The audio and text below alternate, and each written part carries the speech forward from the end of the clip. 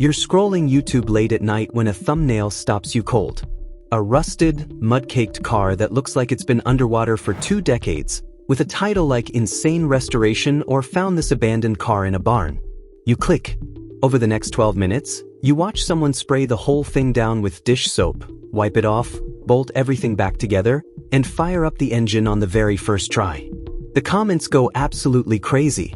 This guy is a genius. I can't believe it actually works. What those millions of viewers don't realize is that they just watched a magic trick, not a restoration. People genuinely love watching broken things become whole again. YouTube figured that out early, and the feeling itself is completely real. There's something deeply satisfying about watching skill win over decay. But somewhere between genuine craftsmanship and viral entertainment, something went sideways. Channels started pumping out restoration videos at a pace that should have been impossible, finding rusted treasures in suspiciously perfect locations and pulling off mechanical miracles that would make any real mechanic laugh out loud. And these aren't slightly exaggerated for drama. A lot of them are provably, completely fake. What's even more interesting is that the deception runs much deeper than YouTube because it didn't start there at all.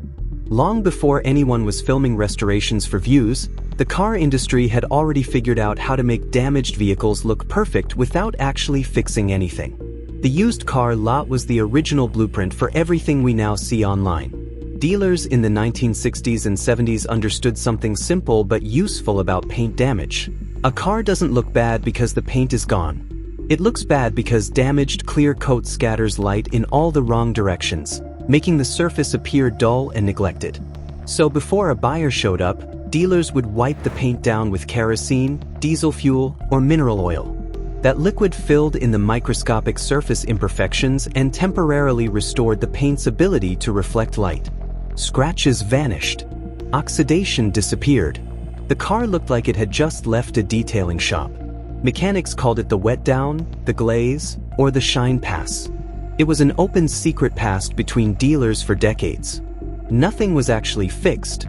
The damage was just hidden under a temporary illusion that only needed to last long enough to get the paperwork signed. When the oil washed off a few days later, everything came right back. By then, the sale was done, and nobody cared. That trick never went away. It just got rebranded. Those same oil-based treatments are now sold online as revolutionary technology with names like nano scratch spray, ceramic repair coating, and instant clear coat fix. The marketing promises permanent results. But when independent labs test these products, they consistently find the same ingredients from 50 years ago: mineral oil, petroleum solvents, and silicone glazing compounds. The science is unchanged.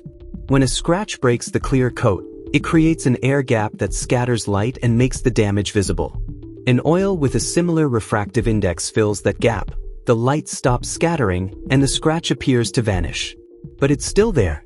Once the oil evaporates or gets washed off, the scratch comes right back. The only thing that changed is the distribution.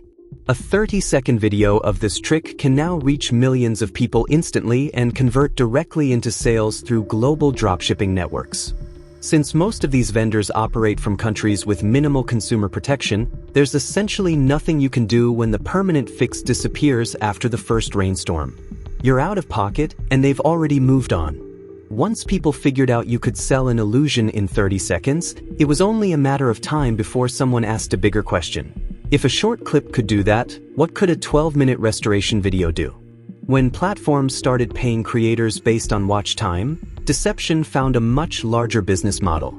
Selling a fake product earns you money once. Creating an endless stream of restoration content that keeps people coming back every week earns you money indefinitely. The formula is now instantly recognizable. A creator discovers a destroyed vehicle or tool in some conveniently dramatic location. A ditch, an abandoned barn, buried in mud. The object is always spectacularly rusted, sometimes to a degree that seems almost too perfect. It gets disassembled, cleaned with basic household products, reassembled, and then comes the big reveal. It looks brand new and works perfectly on the very first try. The comments flood in, the views rack up, and the whole cycle repeats the following week. But people with actual mechanical experience started noticing things that didn't add up. The rust patterns were wrong. Real rust develops as dark brown or black patina, pitted and uneven, concentrated where moisture collects over time. The rust in these videos was bright orange-red, which is what you get when steel is deliberately exposed to saltwater and oxidizing chemicals to accelerate the process artificially. Even more telling, the rust kept appearing on materials that simply cannot rust. Aluminum engine parts covered in orange corrosion, plastic housings with rust crawling across them, rubber gaskets somehow showing iron oxide. Then came the mechanical impossibilities. Chainsaws reassembled with the chain running backward, engines firing up despite visibly seized pistons, cars driven in the final shots with disconnected drivetrains. These weren't small creative liberties. They were proof that the restoration the audience was watching had never actually happened. So how are these videos actually made? The techniques have become standardized, and once you know them, you can't unsee them. The most common method is called reverse restoration. The creator starts with a fully working item, films it in perfect condition, and saves that footage for later. Then they deliberately destroy it. Hydrogen peroxide mixed with salt creates rapid surface rust. Muriatic acid pits and corrodes metal. Dirt and organic material get packed on to simulate years of neglect. Once it looks sufficiently wrecked, they film the discovery and cleaning process, edit everything in reverse chronological order, and use that pristine footage from the very beginning as the final reveal. The audience thinks they're watching a journey from ruin to restoration.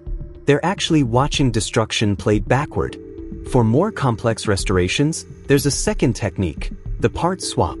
The creator acquires two identical units, one that works, one that gets destroyed on camera. During the restoration, the working internals get quietly swapped in off camera, the shell gets cleaned up, and suddenly the item fires up perfectly on the first try.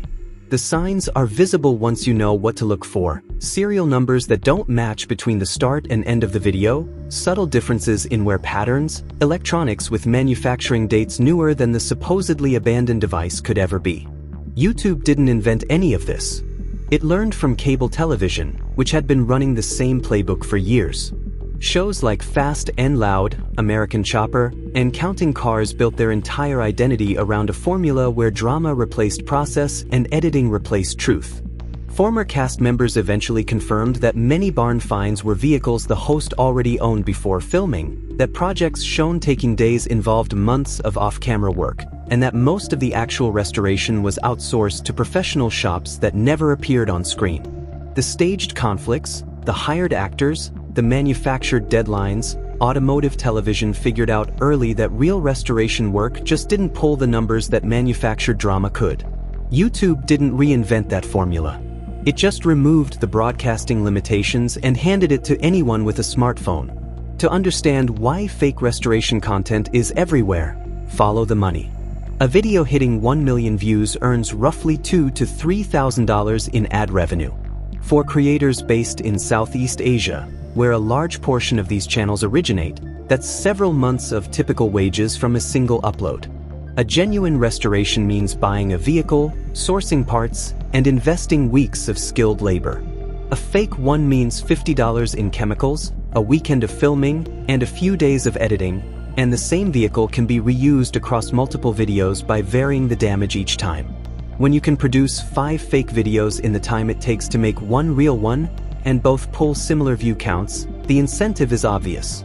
Not everyone kept watching without asking questions.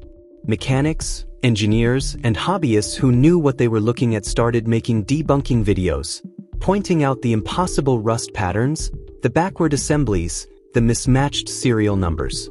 Those videos started going viral themselves. And alongside that backlash, authentic restoration channels began finding real audiences by doing the complete opposite. Creators like Matt Armstrong built massive followings simply by showing the actual process. Parts that didn't fit, hidden damage that blew the budget, engines that wouldn't start, and hours spent figuring out why. That kind of honesty builds something manufactured content never can: genuine trust. The broader damage goes beyond view counts. When millions of people watch corroded engines roar to life after a rinse with dish soap, it creates genuinely unrealistic expectations about what repair work involves. Real mechanics deal with this constantly. It also quietly devalues skilled labor. When restoration looks quick and simple on screen, paying a professional starts to feel unnecessary. Real restoration is slow, expensive, and unpredictable. The people who do it well have spent years developing skills that no 12-minute video could ever capture. Once you understand how the illusion works, you stop being impressed by the trick, and you start appreciating the real thing, which is a lot more interesting anyway.